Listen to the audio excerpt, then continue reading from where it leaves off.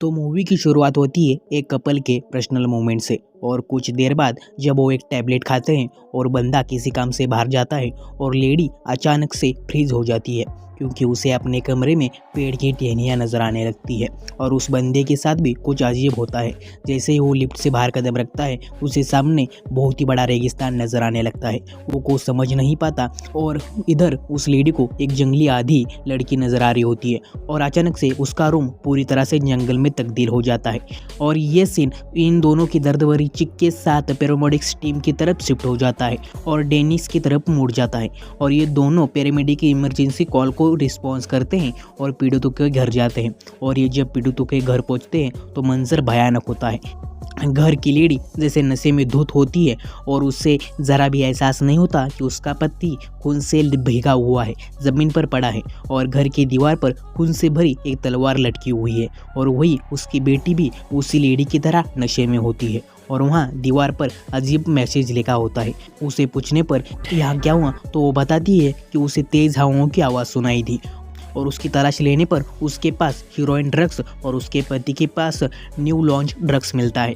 और निकलने से पहले स्टीव को वहाँ पर एक अजीब सा प्राचीन निशान मिलता है। और जब काम के बाद स्टीव सो रहा होता है तो उसे अचानक से भयानक सपना आता है और वो रूटीन चेकअप के लिए चला जाता है।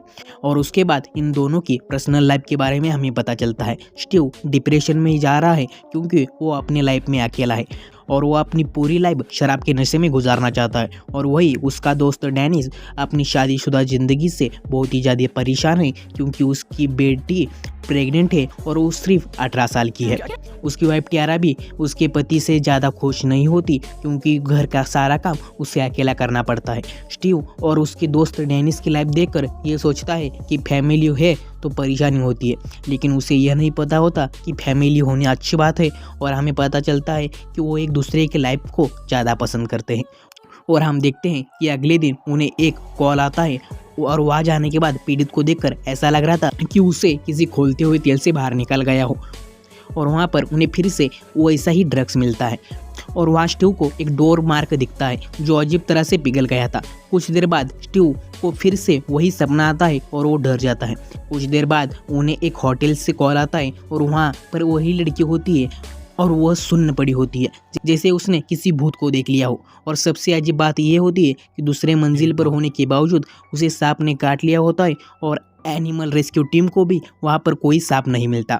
और सीन शिफ्ट होता है और हमें स्टीव हॉस्पिटल में नजर आता है और वो डॉक्टर उसे कहते हैं तुम्हारे मस्तिष्क में स्पाइनल ग्लैंड पर एक ट्यूमर है जो ग्रो कर रहा है। और हैरान की बात यह होती है कि उसका स्पाइनल ग्लैंड अभी भी यंग होता है, यह सिर्फ टीनेजर में पाया जाता है। और डॉक्टर उसे कहते हैं उसके पास सिर्फ 6 हफ्ते हैं। स्टीव बहुत ही ज़्यादा दुखी हो जाता है, अपना दुख अपने दोस्त को बताना चाहता है, लेकिन लास्ट मौके पर वो डेनिस को कुछ नहीं बताता क्योंकि उसके लाइफ में भी बहुत ही ज़्यादा प्रॉब्लम चल रहे। और डेनिस की लाइफ भी उतल पुतल होती है क्योंकि उसकी बेटी ब्रियाना कल रात की पार्टी से गायब हो गई है। उसके दोस्त उसे बताते हैं कि उसकी बेटी आखिरी बार उस कुर्सी पर बैठी थी और उसने वहाँ देखा था और वहाँ पर वही ड्रग्स मिलता है। और ये देखने के बाद डेनिस पूरी तरह से बौखला जाता है, उसे कुछ समझ नहीं आता। वो अपनी तरफ से पूरी कोशिश करता है अपनी बेटी को ढूंढने के लिए, लेकिन उसका फायदा कुछ नहीं होता।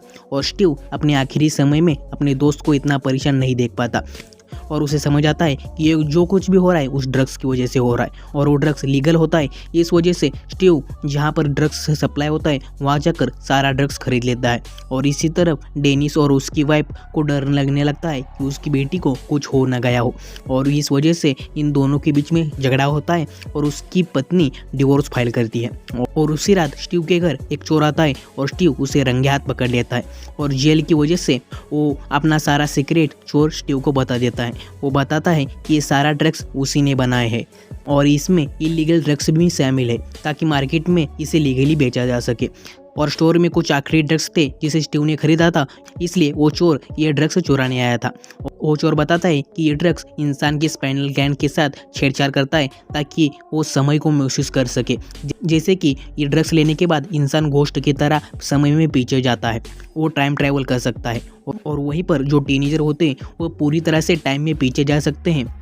क्योंकि उनका स्पाइनल ग्लैंड यंग होता है। ये जानने के बाद स्टीव को समझ आता है कि शुरुआत में जो बड़े कपल थे उन पर इस ड्रग्स की पूरी तरह से काम नहीं किया था। इस वजह से वो समय के लिए गोश्त की तरह टाइम ट्रैवल कर गए और वापस आ गए। लेकिन वही डेनिस की बेटी वापस नहीं आ पाई और उस लेडीज़ को भी जंगल के सांप ने ही काटा होगा।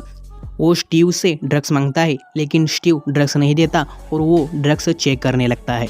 और जैसे ही स्टीव ड्रग्स लेता है उसके आसपास की जगह बदलने लगती है और देखते ही देखते वो अपने आप को एक जंगल में पाता है और कुछ देर बाद वो नॉर्मल होने लगता है। तभी एक सैनिक उसे देख लेता है और उसको मारने के लिए उस पर हमला करता है। लेकिन जैसे ही वो सैनिक हमला करता है स्टीव प्रेजेंट में वापस आ जाता है। वो उसे अच्छे से समझने के लिए वो कैमरा ऑन करके टैबलेट फिर से खाता है। अब वो बर्फीली तूफान में पहुंच जाता है और वहाँ ठंड की वजह से वो मरने ही वाला होता है। तभी वो प्रेजेंट में आ जाता है और उसके मन में एक सवाल उठता है कि अभी उसने उसी जगह से टैबलेट खाई तो वो बर्फीले तूफान में कैसे पहुंच गया। और उसे समझ आता है कि इस वक्त में ट्रैवल करना है ये उसके हाथ में नहीं है और जहाँ से टाइम ट्रैवल किया जाता है वापस उसी जगह आ जाता है और स्टीव उसी जगह टाइम ट्रैवल करता है जिस जगह फ्यूचर में उसका घर होगा। और स्टीव वही टाइम ट्रैवल करता है जिस जगह अभी उसका फ्यूचर में प्रेजेंट में घर है। और उसे ये भी पता चलता है कि टैबलेट खाने के बाद सिर्फ हम 7 मिनट के लिए ही टाइम ट्रैवल कर पाते हैं।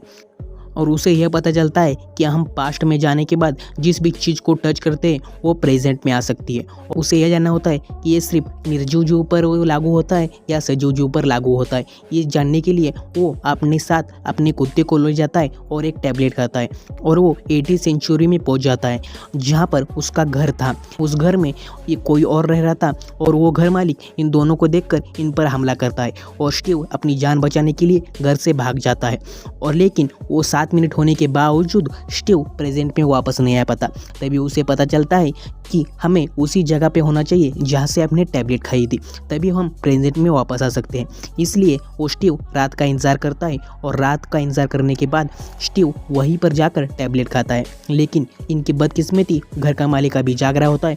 दोनों के बीच में फिर से हाथापाई शुरू हो जाती है और स्टीव का कुत्ता स्टीव से दूर चला जाता है और तभी वक्त ख़त्म होने की वजह से स्टीव प्रेजेंट में वापस आ जाता है और उसका कुत्ता वहीं पर रह जाता है। यह देखकर स्टीव बहुत ही ज़्यादा दुखी हो जाता है लेकिन वो कुछ नहीं कर पाता। स्टीव के पास बहुत ही कम टैबलेट होती है, या तो वो डेनिस की बेटी को बचा सकता था या कुत्ते को बचा सकता था। इसलिए वो डिसाइड करता है कि वो डेनिस की बेटी को बचाएगा। इसलिए स्टीव वहीं पर जाता है जहाँ पर आखिरी बार डेनिस की बेटी को देखा गया था।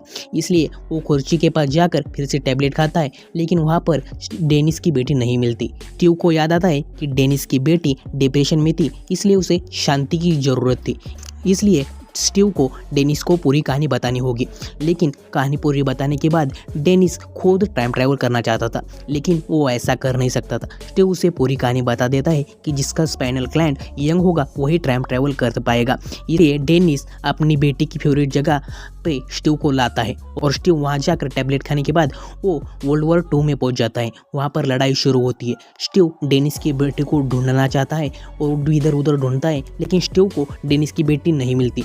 लेकिन कुछ देर बाद डेनिस की बेटी स्टीव को ढूंढ लेती है और वो वापस प्रेजेंट में आना चाहते हैं और तभी वो पत्थर की तरफ आने लगते हैं। लेकिन तभी एक सैनिक उन्हें देख लेता है और उन्हें झुकने के लिए कहता है और उनकी हाथापाई में स्टीव को गोली लगती है और स्टीव को लगता है कि उसे गोली लगने की वजह से वो टाइम ट्रैवल कर पाएगा या नहीं। इसलिए वो डेनिस की बेटी को टैबलेट देता है और स्टीव डेनिस की बेटी से दूर चला जाता है उस सैनिक को रोकने के लिए। लेकिन उसी वक्त टाइम ख़त्म हो जाता है और डेनिस की बेटी प्रेजेंट में आ जाती है और स्टीव पास्ट में ही फंस जाता है। डेनिस अपनी बेटी को देखने के बाद समझ जाता है कि स्टीव ने अपनी कुर्बानी दी उसकी बेटी को बचाने के लिए। अब स्टीव फाइनली पूरी तरह से पास्ट में फंस गया है क्योंकि ये ड्रग्स जिसने बनाया था उसने सुसाइड कर लिया है, ऐसा बैकग्राउंड में हमें न्यूज़ पर सुनाई देता है। और इसी के साथ ये मूवी की कहानी खत्म हो जाती है। ये मूवी आपको कैसी लगी और अगर आप ऐसी वीडियो देखना चाहते हैं तो वीडियो को लाइक करो, शेयर करो और चैनल को सब्सक्राइब करना मत भूलना।